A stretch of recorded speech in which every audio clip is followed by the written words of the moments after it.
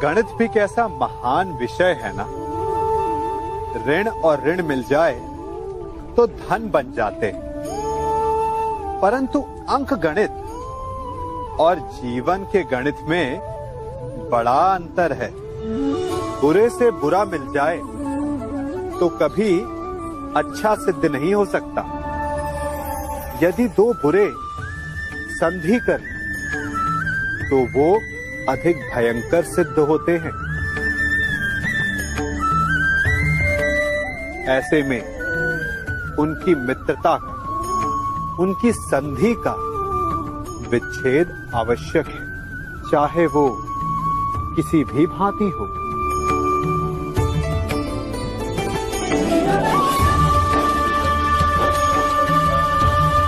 यदि खूंटा धरती में फंस जाए तो सदा खूंटे पर प्रहार नहीं करते, कभी कभी धरती को भी खोदना पड़ता है।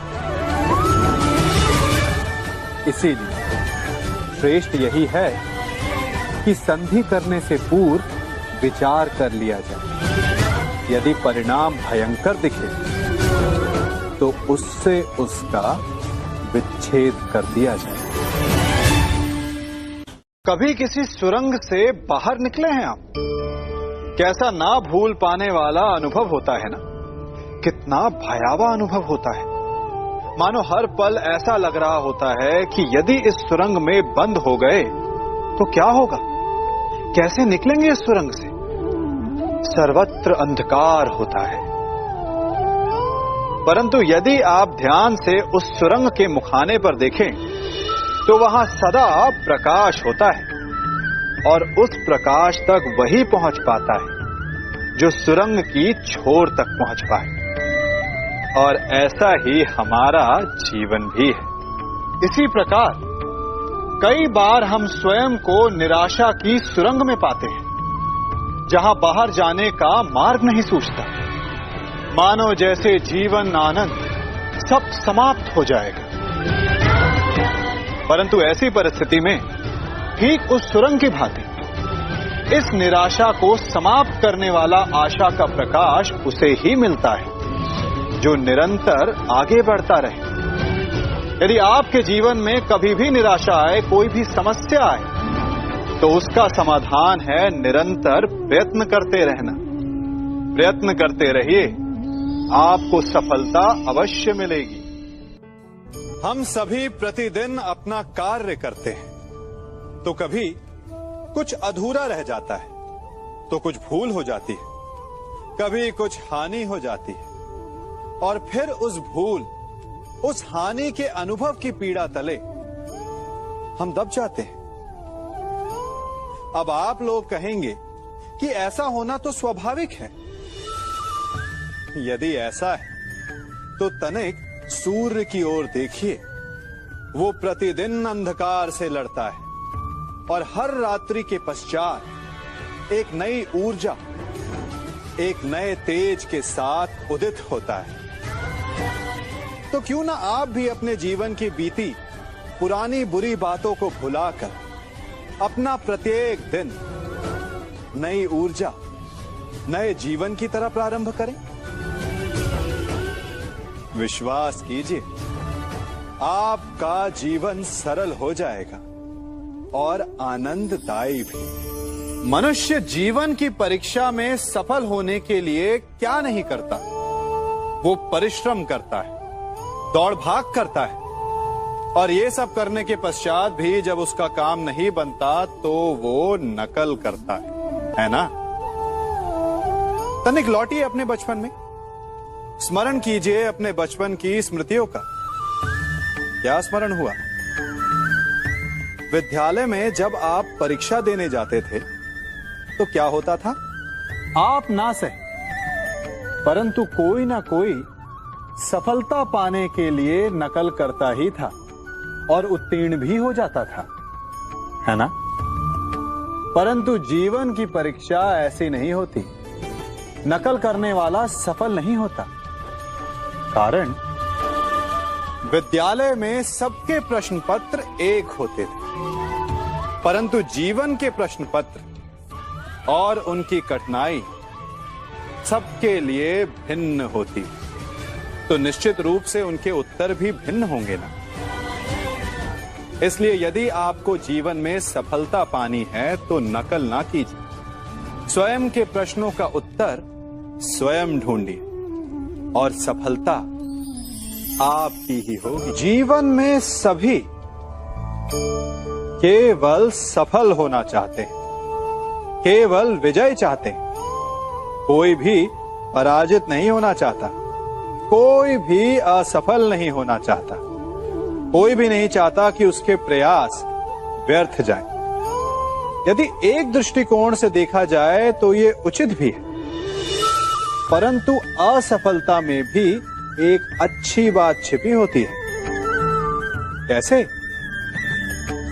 मैं बताता हूं। सफलता आपका परिचय संसार को देती है।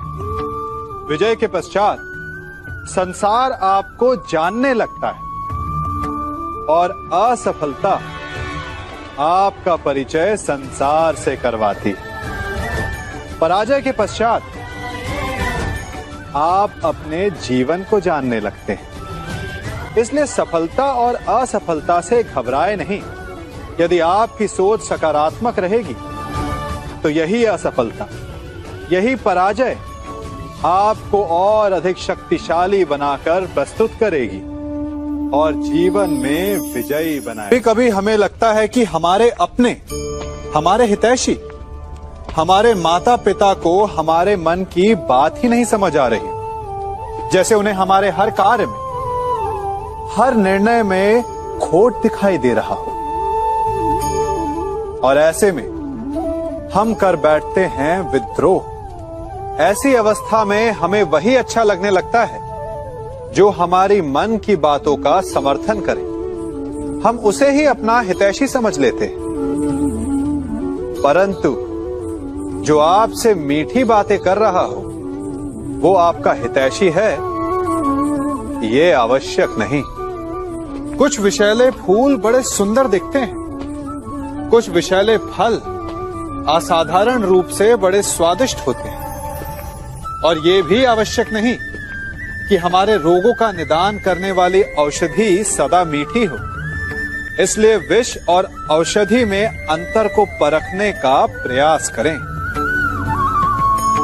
हो सकता है जो आपके हित की बात कर रहा हो वो आपको संकट के गर्त में ले जा रहा हो। बात बात पर आवेश में ना आए। हो सकता है कि आपके माता पिता की कड़वी बातों में आपका ही हित छिपा हो। और माता पिता को भी प्रयास करना चाहिए कि यदि उनकी संतान अनुचित निर्णय ले रही है तो उसके अनुचित होने का भान प्रेम से करवाएं, दबाव और शासन से नहीं।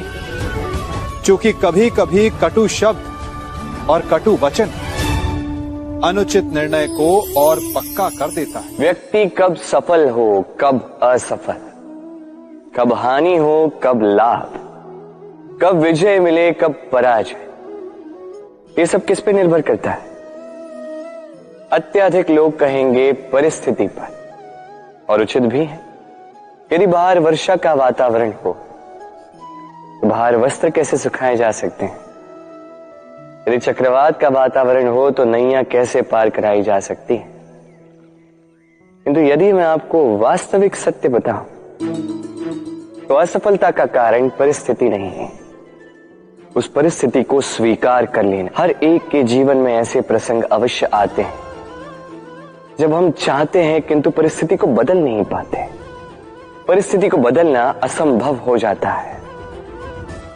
ऐसे में उपाय एक ही है, परिस्थिति को नहीं, मनस्थिति को बदलें। फिर देखिए सब कुछ शुभ होगा, क्योंकि यही मनस्थिति आपके जीवन का सबसे बड़ा संबल, सबसे बड़ा सहारा है। देखिए अपयश, असफलता हर एक के जीवन का भाग है ही है, किंतु आपको निरंतर प्रयास करते रहने होंगे। पुनः खड़ा होकर आगे बढ़ना होगा, तभी सफलता मिलेगी। यदि इतना सरल होता सफलता पाना तो हर कोई सफल होता। क्यों? राधे राधे।